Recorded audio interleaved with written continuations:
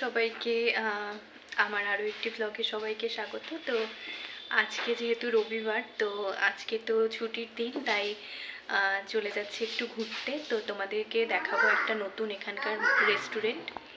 তো আমরা দুজনেই হয়ে গিয়েছি রেডি, আর আমি তোমাদের দাদাভাইকে বলছিলাম তুমি সবাইকে একটু হাই বলে দাও। হাই সবাইকে, আমরা চললাম।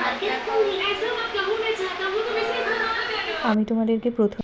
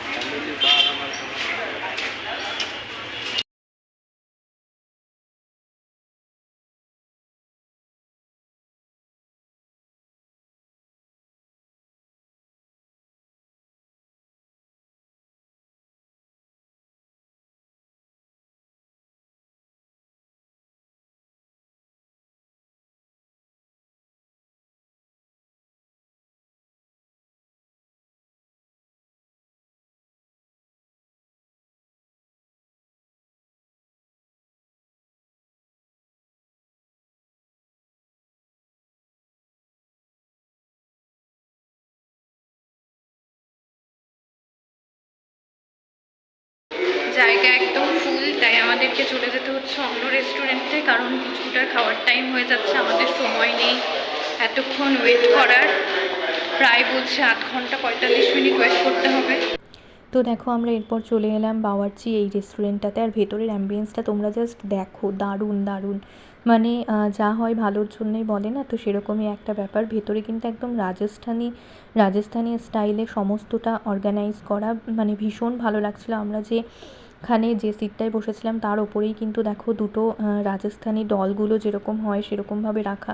তো ভেতরটা কিন্তু আমার ভীষণ ভালো লাগছিলো, আর এখানকার যারা স্টাফরা তাদের ব্যবহার ভীষণ ভালো ছিল, আর প্রত্যেকটা দরজায় এত সুন্দর করে কাজ ছিল। আমার তো ভেতরে এসে ভীষণ ভালো লাগছিলো। আমি এর আগেও এসেছি, বাট এর আগে আমার বসে খাওয়ার সুযোগ হয়নি। তো এখানে আমরা দেখে নিচ্ছি খাবারের আইটেমগুলো। এর আগে কিন্তু আমরা খাবার নিয়ে চলে গিয়েছিলাম পার্সেল করে। তো এখানে দেখো আমরা ফ্রায়েড রাইস, নান, বাটার নান, আর একটা মাটন পাঞ্জাবি বলে একটা রেসিপি ওরাই রেকমেন্ড করলো যে এটা ওদের ওখানে খুব ভালো হয়, তো সেটা নিয়েছিলাম।